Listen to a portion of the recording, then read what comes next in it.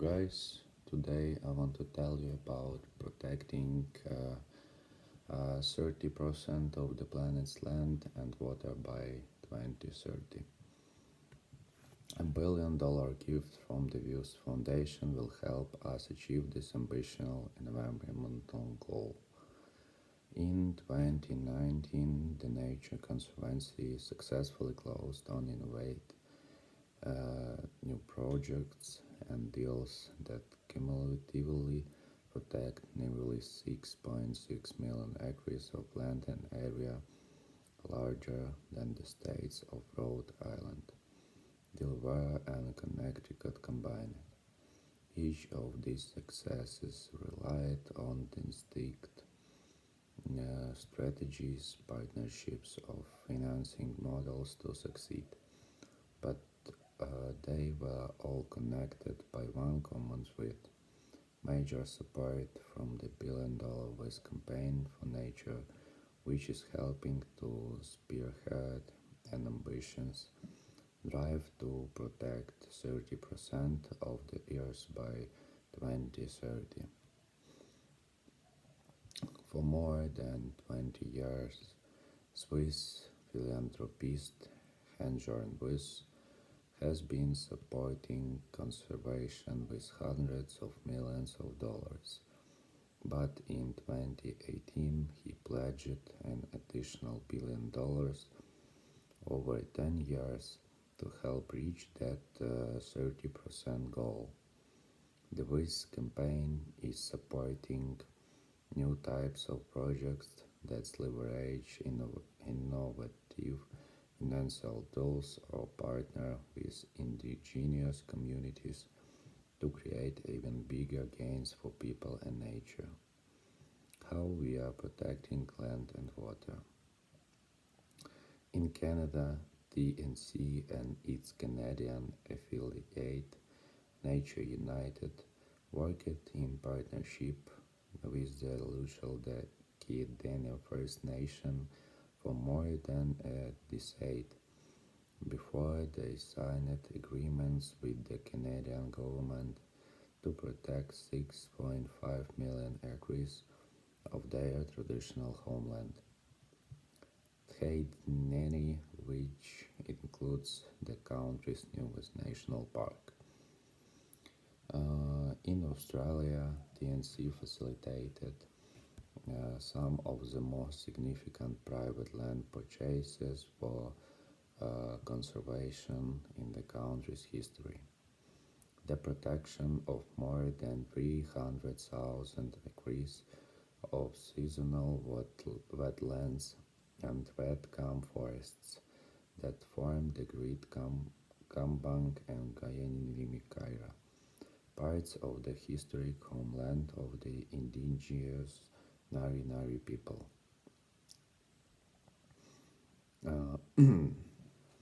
Forecasts of large-scale loss in global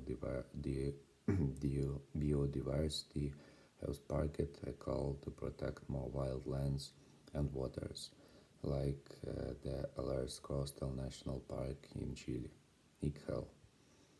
NTNC announced the launch of its Blue Bonds for Conservation program, which aims to help small coastal and island countries to protect 30% of their national waters. A pilot of this TNC project with the Seychelles government has already protected more than 86 billion acres of waters in the Western Indian Ocean, an area almost as large as Germany. All three of these projects demonstrate how conservation can and must scale up in the future. The threats to biodiversity grow more dire every year. A 2019 report from the United Nations estimates that about 1 million species are now at risk of extinction, and that biodiversity is declining hundreds of times faster than the normal rate, a pace never before seen in human history. But the report also stated that it's not too late to turn things around, even though it will require a massive effort to protect habitat. For starters, we have to protect 30% of the planet by 2030.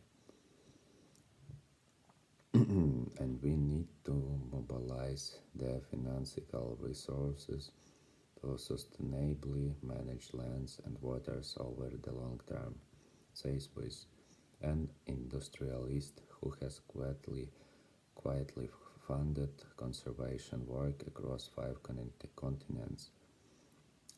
His public commitment to give $1 million to have reached the goal is enabling numerous conservation groups to scale up their work. Scientists, governments, and non-governmental organizations around the world are calling for the next meeting of the Convention on Biological Diversity to be held this year in China to set the target of conserving 30% of nature by 2030. The idea is that through protecting habitat, they can help the world's species to be more resilient to climate change and other human disturbances, such as pollution or agriculture. The Coral Gardens in Coral Bay in Western Australia. TNC works around the world to protect and restore critical marine habitat. Recently, TNC launched its Blue Bonds for Conservation project to help small coastal and island nations turn 30% of their waters into marine protected areas. Alex Kidd. That need for large-scale conservation projects fits TNC's purview perfectly, says Lon Scarlett, TNC Chief External Affairs Officer. As the human footprint grows, its effects on biodiversity grow too, and the scale at which you need to operate also grows, she says. The Conservancy has a global reach and offers the skills of hundreds of scientists as well as those of the leading experts in innovative financing for conservation, working with indigenous communities. Collaboration is critical, Scarlett says, and the future of conservation must include local communities. Indigenous people are extraordinarily important in this picture, he says. Indigenous lands represent about 40% of the areas that are currently under governmental protection and include a significant amount of remaining intact habitat.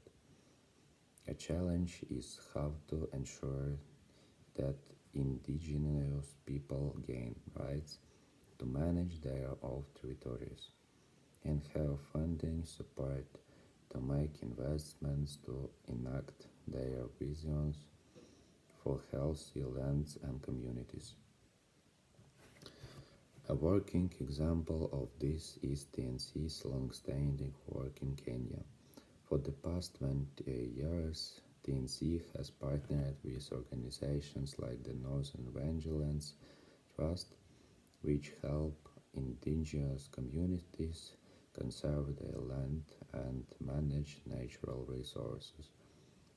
Through the Wyss Campaign for Nature, the work that TNC is supporting will form a bigger and more connected space for natural resources management in Kenya, says Munira Bashir, TNC's Kenya Program Director.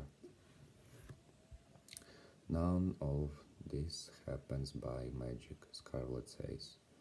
The financial support and global voice provided by the Wyss campaign for nature will be instrumental in helping to bring people together around a common goal.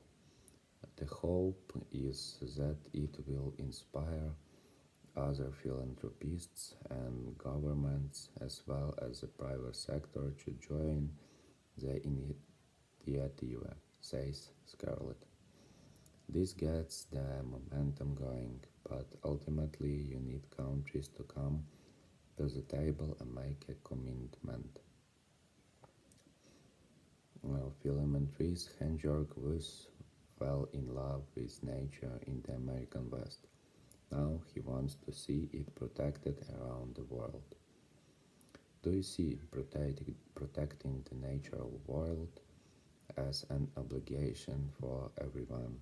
Is there a role for both large-scale philanthropists and people with more modest incomes?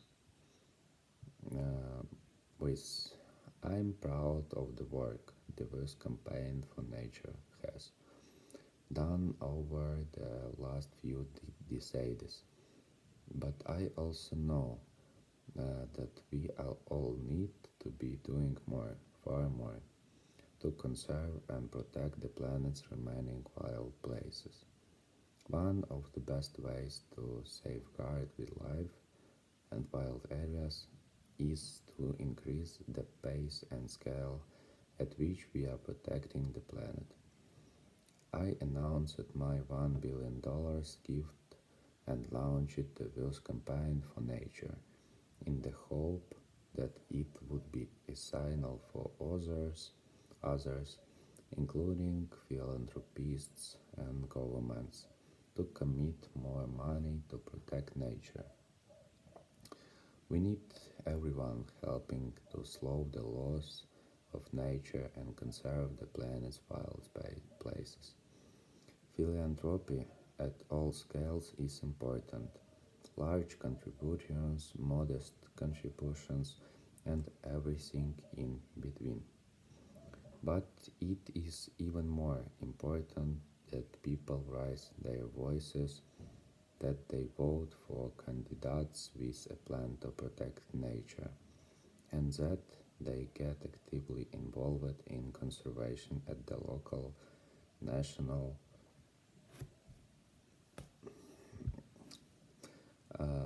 or international level. Of the many environmental threats the world faces, which one causes you most concern? The climate emergency and the crisis facing natural and wildlife are two sides of the same coin.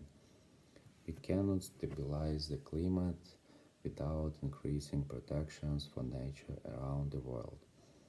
In fact, the most uh, cost-effective way to mitigate the climate change is to protect more of the Earth's lands and waters, especially carbon-rich ecosystems like forests, peatlands, and mangroves.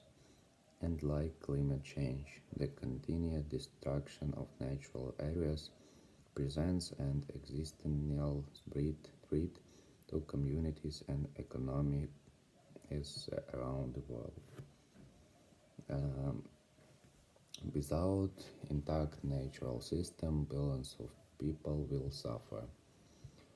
We cannot stabilize the climate without increasing protections for nature around the world. What makes the Nature Conservancy a good partner in conservation efforts? Was the talented staff of the Nature Conservancy know how to permanently protect lands and oceans.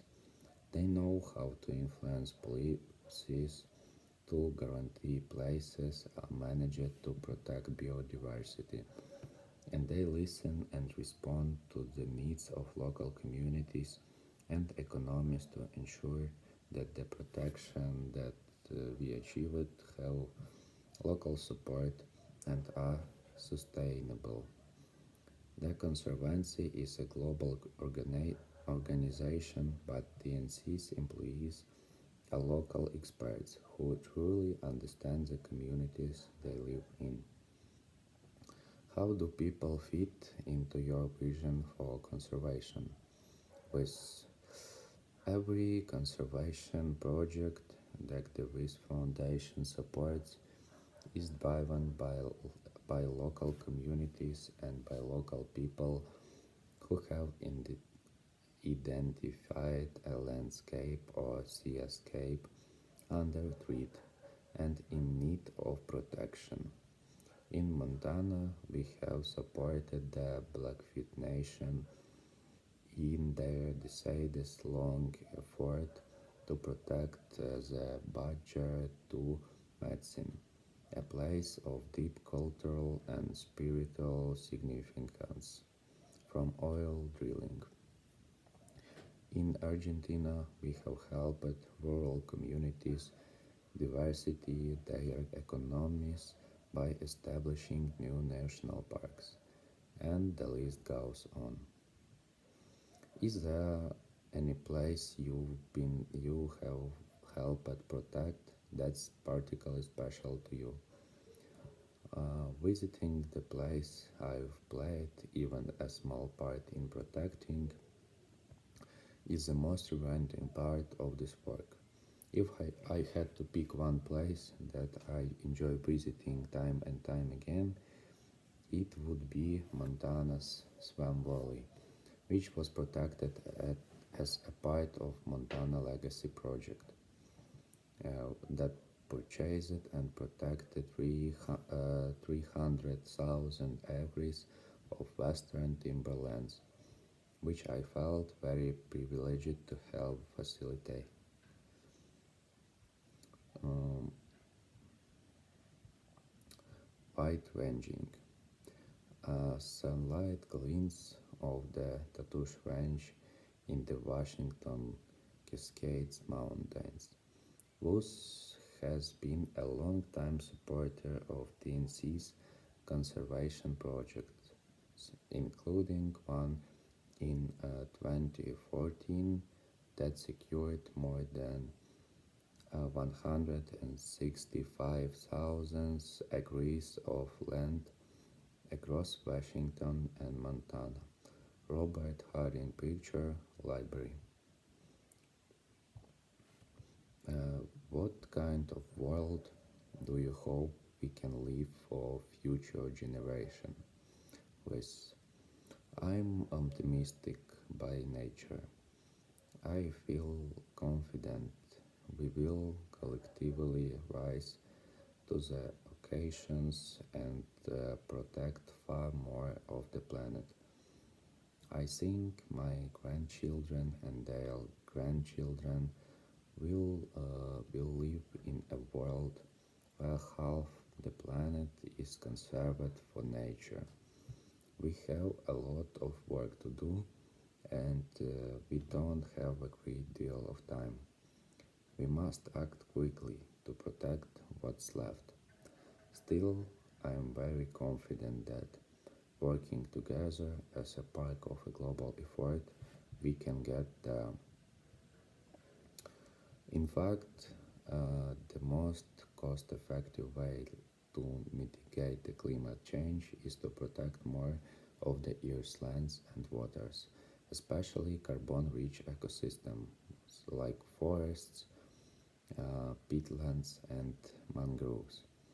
And like climate change, the continued destruction of natural areas presents an existential threat to communities and economies around the world.